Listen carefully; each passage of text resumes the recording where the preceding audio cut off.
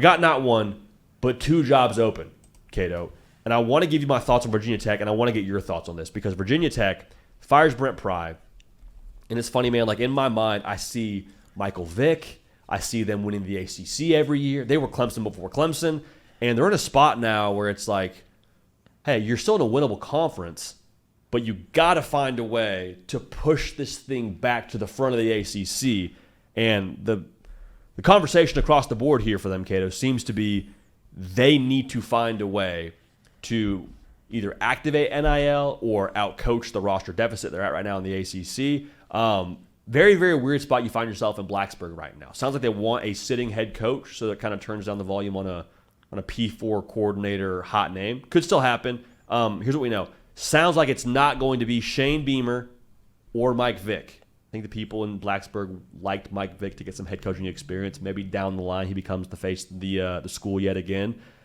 Weird spot to be right now if you're a Hokie fan, but also, I mean, we've seen one hire can judge everything. Any thoughts on this current vacancy right now, Cato, as we kind of move further into this discussion? Yeah, it's a weird one. I think seeing coaches get fired this early just in general is pretty jarring. And it makes you wonder if it's going to give people up in Blacksburg enough time to figure out their bearings and stuff. But I don't know how much firing someone this early helps you in your coaching search when most of your candidates, if not all of your candidates, are coaching right now. I don't know if anyone's available for an interview right now. I don't know what it would mean for your building specifically as far as your players that are currently on the team and roster turnover. I think there's a sweet spot for the time to fire a coach to really take advantage of it, and this might be too early, but this is a program that has a ton of tradition, and I think that their position in the ACC makes it, I think, the most desirable coaching job right now that's available. I think we can also mention that Stanford has a sitting coach right now as well.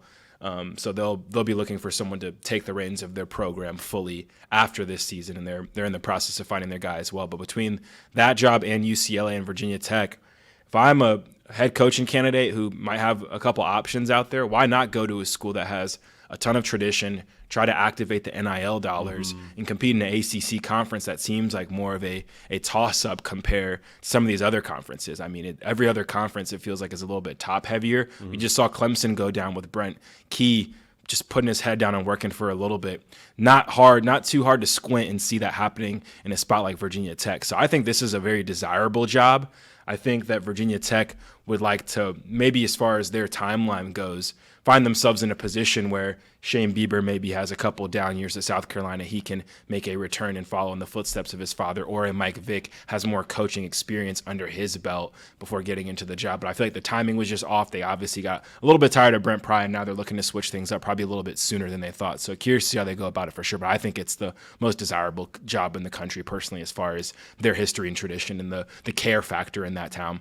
Seeing someone fired after week 3, you almost think if you're Virginia Tech, you're trying to get out ahead of maybe another job that's going to be opening up that's maybe more high profile. Like if Florida becomes a job that's open here and the things trend with Billy Napier continually downward, you're like, okay, well, we're probably not getting whoever's at the top of Florida's list and assuming they're fishing from the same pond. But like maybe that's the thought here. I think the fact that according to Pete Nakos, they are wanting a sitting head coach makes a lot of sense.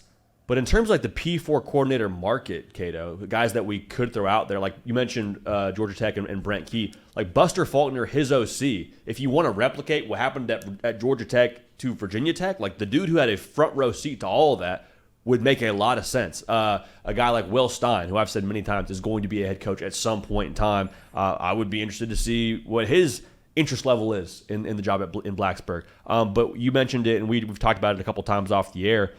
The big question if I'm a candidate for this job in Blacksburg is, what am I working with to turn this roster around? Because we've seen in college football, people can hit the portal, revamp the roster, a la TCU and Sonny Dykes, a la Colorado and Coach Prime, and have success in a somewhat efficient fashion. And I think that's also sort of raised the expectations for the powers that be that hire these guys. Like, hey, you don't get 4 years with us. Like maybe Virginia Tech's a different situation, but if we're going to provide resources, we also need you to provide results. So does Virginia Tech provide those resources to get the results back? That's something that, for me, Cato, like I lean towards a guy like a Pat Fitzgerald. Like if I could pick one person for Virginia Tech right now, it'd be Pat Fitzgerald. Activator. I think he's going to make a place like Va-Tech kind of cool again, if you will. I think he made the Northwestern brand a cool college football brand before he got, let go there, however you want to phrase that whole situation. He, to me, would be the number one pick. Sitting head coach, culture guy, did more with less at Northwestern. If you can activate some pockets in Blacksburg, you think there'd be people that care in Blacksburg. Yeah. Like that would make sense to me. Pat Fitzgerald, my number one pick off the board for Va-Tech. Yeah, you mentioned Will Stein, and I think Will Stein, if he does decide he wants to get into head coaching this year, he'll be able to kind of pick wherever he wants to go. I think he's just the top bachelor as far as being a coordinator who constantly sends guys to New York. The quarterback position is dialed. He's running the best offense. So I think he's going to be at the top of a lot of those lists.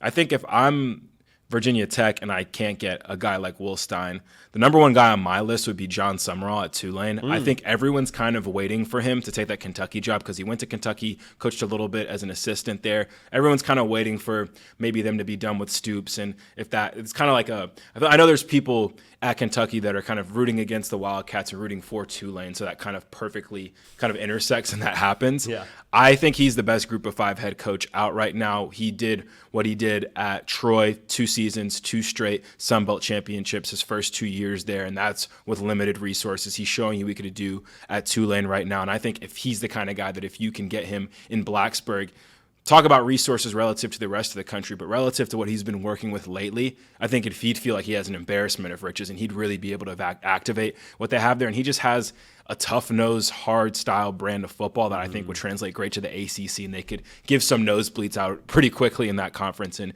do what they got to do. But if he does end up being a guy that does end up at Kentucky, number 2 on my list, this might sound crazy, JD, this is another guy we talked about that will be a head coach one day. You got to call Brian Hartline, right? Ohio State isn't too far from Blacksburg. He's one of the best coordinators in the country. He's now getting offensive coordinator experience as well. Sorry, one of the best position coaches, now play caller. You have to give him a call, right? It's not too far from there. I think he's obviously spent a long time at Ohio State, and he's one of those guys like a Will Stein that you would imagine is sitting back and waiting for the right job to come his way. I think you throw him the whole kitchen sink, walk him through the culture, tell him it's going to be well-backed, walk him through the tradition. And I think he's a guy that might be interested in that job just because of the history of the tradition. He could bring that program back up to where a lot of people think it should be, I think. And I think that might be someone to call that's a little bit more realistic than a Stein geographically compared to where they're at right now, because that trip to Columbus to Blacksburg is not too far. And I think recruiting in that area, his pedigree with the wide receiver position specifically, I think that'd be a very exciting hire as well. I'm just curious to see how many calls do you have to make if you're Virginia Tech before you get the answer that you want from your candidate? Because we talked about it so much. Like the brand itself, it's a proud brand. It's a fan base that I think is fun. There's so much to sell there with Virginia Tech, and it's been down, which for this next generation of college football fans is all that they know. But Cato, you and I remember Orange Bowls. We remember the BCS Bowls for them back in the day. We remember Tyrod Taylor. We remember Michael. There was so much pride and tradition around this brand. It's jarring to have this conversation of, well, who's going to say yes to Virginia Tech? But it does go back to those resources. One other name I want to throw out there, I wonder what a Shannon Dawson interest level would be in a Virginia Tech. I think that assuming you don't have the activator guy that you get in I think Pat Fitzgerald would help activate the care factor, the resources. You would hope maybe open up some pocketbooks a little bit there and get some more greenbacks flowing. Assuming you don't have that to the level that you would have, Shannon Dawson kind of zigs in where maybe you would zag schematically. A little bit more air raid. You're probably not having the same rosters in Miami that you would have at Virginia Tech, but if you can get the quarterback right, you can get the skill players right, maybe it's just a situation where you just outscore people or find a way to out-scheme people offensively, and that's kind of how Virginia Tech gets down. Because it's a very takeable conference, to put it not so delicately. I think that we'll see what happens with realignment here, but I think the ACC, if SMU showed up there their first year, did the right portal math, and they found themselves in the ACC championship. So it's curious, man. It's a very curious spot. Any more thoughts on Virginia Tech before we move forward here with UCLA, Cato? Yeah, I definitely think it's worth mentioning that SMU's doing the right NIL math as well over there for sure with their pockets. Sure. I like the Dawson pick. I'd be afraid of him moving within the ACC, knowing what he has going in Miami. Yeah. Would he want to make that move within the conference? And I do like about that move, though, that he has been to a lot of different spots. So he knows what it's supposed to look like and it's not supposed to look like. And I think he could get it right there pretty quickly. Yeah.